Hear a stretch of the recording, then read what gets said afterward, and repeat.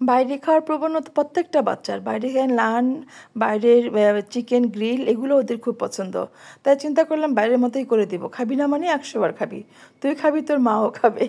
আসসালামু আলাইকুম বন্ধুরা, কেমন আছেন? আলহামদুলিল্লাহ আমি ভালো আছি। তো আমি এখানে মুরগির মাংসের রান নিয়ে নিলাম এবং বুকের মাংসটাও নিয়ে নিয়েছি। এটা কুচি কুচি করে আমি একেবারে কুচানো কুচানো করে রাখবো, কিন্তু হাড্ডিটা থাকবে। হাড্ডিটা একটু বের করে নিলাম। আর এবার একটু থেতলে দিলে না মাংসটা একেবারেই সফট হবে। আপনারা এইভাবে করে বাচ্চাদের করে দিবেন। বাচ্চা বাইরে খাওয়ার প্রবণতা একটু হলেও কমবে। আর এই বাইরে খাওয়ার মূল মন্ত্র হচ্ছে কি জানেন? বাচ্চারা ওই সস টস দিয়ে বানায়, এই জন্য ওরা পছন্দ করে। আমরা বাসায় কেন করবো না সেটা, তাই না? ইচ্ছে করলে তো বাসায় করে দিতে পারি। আমি মাংসটাকে একেবারে ভালো করে মাংসগুলো ছাড়িয়ে নিয়ে একদম দেখেন এইভাবে থেতলে দিলাম যাতে একেবারে নরম হয়ে যায়, এবং ভিতর থেকে হাড্ডিটা আছে কিন্তু হাড্ডিটা আমি মাংস থেকে ছাড়িয়ে নিয়েছি। আর এখানে টমেটো সস, সয়া সস, হলুদ গুঁড়ো, মরিচ গুঁড়ো, জিরে গুঁড়ো, ধনে বাটা সব কিছু দিয়ে আমি লবণ দিয়ে একটু তেল দিয়ে এটাকে মাখিয়ে নিলাম। এটা আমি মাংসতে ম্যারিনেট করে রেখে দিব 1 ঘন্টার জন্য। আর মাংস তো আপনারা সবাই করেন, জানেন। যারা নতুন তারা হয়তো একটু খেয়াল করবেন। মাংসটা ম্যারিনেট করে রাখলে আপনাদের জন্য সুবিধা। মাংসটা টেস্ট হয় এবং রান্নাটাও সহজে হয়, ভিতর থেকে জুসি জুসি হয়। মাংসটা অনেক টেস্টি হয়। সবচেয়ে বড় কথা হচ্ছে এটা। আমি মশলা মাখিয়ে রেখে দিব এবং বাকি আরেকটু মশলা আবার করে নেব একটু উপর থেকে দিয়ে দেওয়ার জন্য, যাতে পোড়া পোড়া স্মোকি একটা ভাব আসে। আপনারা ইচ্ছা করলে কিন্তু কয়লা দিয়েও করতে পারেন। কয়লা দিয়ে একটুখানি তেল দিয়ে ঝামেলা মনে করি, তাই আমি করি না। করে দেখাবো না একদিন। তো লেবু রস দিয়ে দিলাম, অর্ধেকটা লেবু রস পুরোটা দিয়ে দিলাম। আর প্যানে তেলটা গরম করে তারপরে কিন্তু আমি মাংসটা দিচ্ছি। আপনারা খেয়াল করে দেখেন। তো সবসময় প্যানে দিলে তেলটা গরম করে অনেকক্ষণ রেখে তারপরে মাংসটা দিবেন। এতে করে মাংসটা ভালো হয় এবং লেগে যাওয়ার ভয়টা থাকে না। তো আমি মাংসটাকে একটু ডিম আঁচে রান্না করব। উপর থেকে একটু তেল দিয়ে দিলাম স্প্রেড করে, যাতে এটাকে লেগে না যায় এবং বেশি তেলও হবে না এবং সিদ্ধ হয়ে যাবে। আমি কিন্তু চুলার আঁচটা মিডিয়াম টু লো আঁচে রেখেছি। পোড়া পোড়া হবে আস্তে আস্তে, কিন্তু ভিতর থেকে সিদ্ধ হবে। দেখেন এটা কি সুন্দর কালার হয়ে যাচ্ছে। মাংস রান্নাটা দাঁড়িয়ে থেকে করতে হয় এবং কালারটা ঠিক আছে কিনা সেটার দিকে খেয়াল রাখবেন। আর মূল কথা হচ্ছে কি, এই ধরনের মাংস রান্না করলে, ফ্রাই করলে সয়া সসটা অথবা টেস্টিং সল্ট এটা কিন্তু দিবেন। এটা দেওয়া খুব দরকার। এটা না হলে কিন্তু আপনার কী বলে বাইরের মতো মনে হবে না, আর রেস্টুরেন্টের মতো মনে হবে না। তো সেই ওদের বাইরে খাওয়ার মজাটাই কথাই বলবে। এখানে আমি ভালো করে দুধ, পানি ফেটিয়ে, টক দই, চিনি দিয়ে একটুখানি ব্লেন্ড করে রেখেছি। মানে ভালো করে চামচ দিয়ে এইভাবে নাড়াচাড়া করে এটা খুব সফট হয়ে যায়। তারপরে আমি শসা কুচিয়ে দিয়ে দিলাম একটু লবণ। এইভাবে করে না রায়তাটা করে খাবেন। নিজের বাসা করে খেলে অনেক ভালো লাগে। আমি ভালো করে দইয়ের পানিটা ফেলে দিয়েছি, তারপরে এটাকে আমি থেতলে নিয়েছি, চামচ দিয়ে অনেকক্ষণ বিট করে নিয়েছি। তো আমি এখানে আবার একটু গরম দুধ দিয়ে দেড় টেবিল চামচ, আমি দেড় টেবিল দিব, 1.5 কাপ ময়দা দিব, 1.5 টেবিল চামচ ইস্ট দিলাম, আর 2 চামচ চিনি দিয়ে এটাকে আমি রেখে দিয়েছিলাম 10 মিনিটের জন্য। ইস্ট কিন্তু অ্যাক্টিভ হয়ে গেছে, কত ফমি হয়ে গেছে। এখানে আমি যে ময়দাটা চেলে রেখেছিলাম আগে থেকে সেটা দিয়ে দিলাম। আপনারা চেষ্টা করবেন ময়দাটা চেলে রাখার জন্য। আর হয়তো ময়দা একটু কম বেশি হতে পারে, সেটা দুধ অনুযায়ী, সেটা আসলে ময়দা অনুযায়ীও হয় অনেক সময়। যতটুকু লাগে সেই অনুযায়ী দেবেন। এখানে মাপ করেও কোনো হেজিটেশন করার দরকার নেই। আর আপনি যদি মনে হয় একটু কম দিলে ভালো হয়, হাতের আন্দাজে কম দিবেন। আমি এখানে 2 টেবিল চামচের মতো তেল দিয়ে দিলাম। এই তেলটা দিলেই আবার ডোটা সুন্দর হবে, ডোটা স্মুথ হবে এবং পরোটাটা খুব ভিতর থেকে যে সফট হয় এই যে তেলটা দেওয়ার কারণে।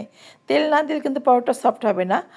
ইস্ট দেওয়ার কারণে পরোটা ফুলে, হয়তো মোটা হয়, ভালো করে ফুলে, কিন্তু একেবারে অনেকক্ষণ সফট থাকবে এই তেলটা দেওয়ার জন্য। আমি রেখে দিয়েছিলাম আধা ঘন্টার জন্য। আধা ঘন্টা পরে দেখেন কত সুন্দর ফুলে গেছে। এটাকে আমি বাতাসটা বের করে নিয়ে ভালো করে মথে নিব। আপনারা ইচ্ছা করলে কিন্তু দই দিয়েও করতে পারেন। বাসায় পর্যাপ্ত দই থাকলে দই দিয়ে করলেও ভালো হয়। আমার যতটুকু দই ছিল আমি দই সেটা মাংসের মধ্যে দিয়ে দিয়েছি। আমি যেখানে ফ্রাই করতেছি এটার মধ্যে দিয়ে দিয়েছিলাম। এখন মোটামুটি মথে নিয়ে আমি উপর থেকে একটু তেল দিয়ে এটাকে রেখে দিব আরও আধা ঘন্টার জন্য। এটা অনেক সুন্দর হবে। একটু রেখে দিলে ময়দাটা কিন্তু খুব সুন্দর হয়, সফট হয়ে যায়। আমি সবসময় রুটি বেলার সময় একটু সময় নেই, যাতে আমি যেটা লেচি কাটি তখনও 5 মিনিটের মতো রেখে দিই, তাহলে বেলতে সুবিধা হয়। আটার ক্ষেত্রে কিন্তু এটা হয়, আপনারা একটু সময় নিয়ে করবেন, এতে করে রুটি পরোটা সুন্দর হবে। আমি যে 1.5 কাপ ময়দা নিয়েছি, এতে করে আমার 5টা নান হবে। মোটামুটি ভালো বড় হবে, একেবারে ছোট হবে না, ভালো বড় হবে। এই সাইজটা হলেই ভালো, এটা স্ট্যান্ডার্ড সাইজ। তারপরে আপনারা যদি ইচ্ছে করেন ছোটো করে আরও পাতলা করে করবেন করতে পারেন, যদি মনে করেন আর একটু বড়ো করে করবেন করতে পারেন, নিজেদের ইচ্ছে মতো। এটাকে আমিও বললাম না আমি রেখে দিই, এটাকে আমি আবার 10 মিনিটের জন্য রেখে দিব, র্যাপিং পেপার দিয়ে মুড়িয়ে এটাকে আমি রেখে দিলাম। তারপরে আমি এখানে বেলে নিয়ে এটাকে ঘি আর ময়দা আমি এটা পেস্ট বানিয়ে রেখেছিলাম, এটা মাখিয়ে দিয়ে উপর থেকে একটুখানি ময়দা স্প্রেড করে দিয়ে একটু চাকু দিয়ে এক পাশ থেকে কেটে আমি এটাকে মুড়িয়ে নিচ্ছি। দেখেন এই জন্য পরোটা একটু সুন্দর হবে। এটা একটু রুমাল রুটির মতো হবে, কিন্তু অত পাতলা করবো না, অত পাতলা প্যান নাই আমার ভাজার মতো। আমার যে প্যানটা আছে ওই মাপেই আমাকে ভাজতে হবে। তো এইভাবে করে নিলাম। আমি গোল করে বানাবো 5টা, তো 2টা গোল করে বানাবো আর হচ্ছে 3টে স্কোয়ার শেপ করে বানাবো। তো ছেলে হয়তো স্কোয়ার শেপটা খাবে আর আমি রাউন্ড যেটা সেটা খাবো। দেখেন কতটুকু বড় করছে, এটা কিন্তু ঠিক সাইজ আছে, এই সাইজটা হলে ঠিক আছে। এর চেয়ে বেশি আমরা তো শোরুম না বা আমরা তো রেস্টুরেন্ট সেল করব না, যার জন্য বাসায় করলাম, একটু ছোটো করেই করলাম। আর এখানে 4 কোনা করে যেটা সেটা আছে সেটাও করে নিলাম। তো দেখেন আমি ভেজে নিচ্ছি, অল্প অল্প করে আঁচ দিয়ে কিন্তু পরোটাটা ভাজতে হয়, এবং এতে করে মুচমুচে হবে, উপরের সাইডটা খুব মুচমুচে হবে, ভেতরটা নরম হবে। একই কারণ, বেশি হিটে দিয়ে কিন্তু পরোটা ভাজা যাবে না, তাহলে দ্রুত কালার চলে আসবে, ভিতর থেকে ভাজা হবে না। অল্প অল্প করে আমি তেল দিয়ে দিচ্ছি, তেলটাও অল্প করে দেবো, বেশি তেল দিব না, বেশি তেলে দিলে কিন্তু একদম ভালো লাগবে না। তো যাই হোক, আপনার ইচ্ছে করলে বেশি তেল দিয়েও ভাজতে পারেন। এই তেলটা, এই পরোটাটা যে ডিম দিয়ে একদম ডাবানো ডিপ করে তেলে ভাজা যায়, তো সেটাও মজা হয়। দেখেন কালারটা কত সুন্দর আসছে, একটু লো আছে ভাজলে কালারটা সুন্দর আসে, মিডিয়াম টু লো আছে। তো পরোটাগুলো কিন্তু খুব সুন্দর হয়েছে, ভালো লাগছে আমার কাছে। তো আমি তো খেয়েই তো সবসময় ভিডিও করি, আমার ছেলে বলতেছে আমার অনেক মজা হয়েছে, অনেক সফট হয়েছে পরোটা। তো এরকম বললে কিন্তু করতে ইচ্ছে করে, তখন আর যে কষ্টটা করি সেটা গায়ে লাগে না। বাসায় কেউ যদি খেয়ে বলে যে হ্যাঁ সুন্দর হয়েছে। বন্ধুরা, আমার রান্নাটা যদি ভালো লাগে তাহলে অবশ্যই আমার চ্যানেলটাকে একটু সাবস্ক্রাইব করে দিবেন, পাশে থাকা বেল আইকনটি প্রেস করে দিবেন, যাতে যখনই আমি নতুন কোনো ভিডিও আপলোড করব সেটার নোটিফিকেশন আপনাদের কাছে পৌঁছে যাবে।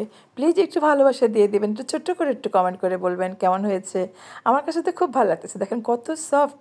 আমি এটাকে একটু 2 পাশ থেকে চাপ দিয়ে দিলাম, এটা নরমই থাকবে, এরকমই থাকবে। এইভাবে পরোটা বানিয়ে আপনাকে 2 হাতে প্রেস করে রাখতে পারেন চাপ দিয়ে, তাহলে এটা পরোটাটা মুচমুচে থাকে এবং সফট থাকে। দেখেন কত সফট, ভাত দেখে কিন্তু ভালো লাগছে। আর আমি খেয়েছি, আমার পরোটা বিশেষ করে মাংসের চেয়ে আমার দুধ দিয়ে ভালো লাগে, দুধ চা দিয়ে। তো আমি সেভাবেই খেয়েছি, আমি রোজা ছিলাম, আমি ইফতার করেছি এই পরোটা দিয়ে আর দুধ চা দিয়ে, খুবই টেস্ট হয়েছে। তো দেখেন আমার রান্নাটা প্রায় শেষ, আমি ফাইনালি আমার পরোটাগুলো বানানো হলো। আর আমার এই যে মাংসটা এখানে একেবারে কড়া কড়া করে ভাজা, একেবারে পোড়া পোড়া, কী যে একটা স্মেল, কী যে একটা ঘ্রাণ, অনেক টেস্টি হয়েছে। আপনারা করে এইভাবে খাবেন।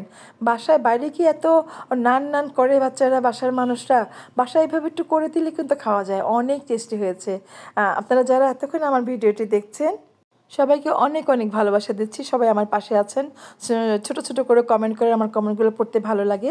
এইভাবে আমাকে ইন্সপায়ার করবেন যাতে আমি পরবর্তী পর্যায়ে সুন্দর সুন্দর ভিডিও করতে ভালো লাগে করে আপনাদেরকে দিব। নেক্সটে দেখা হবে নতুন কোনো রেসিপি নিয়ে। সে পর্যন্ত আপনারা সবাই ভালো থাকেন, সবাইকে অনেক দোয়া দিয়ে আর আমার মন থেকে অনেক ভালোবাসা জানিয়ে আজকের মতো এখানে শেষ করছি। সবাই ভালো থাকবেন, আল্লাহ হাফেজ।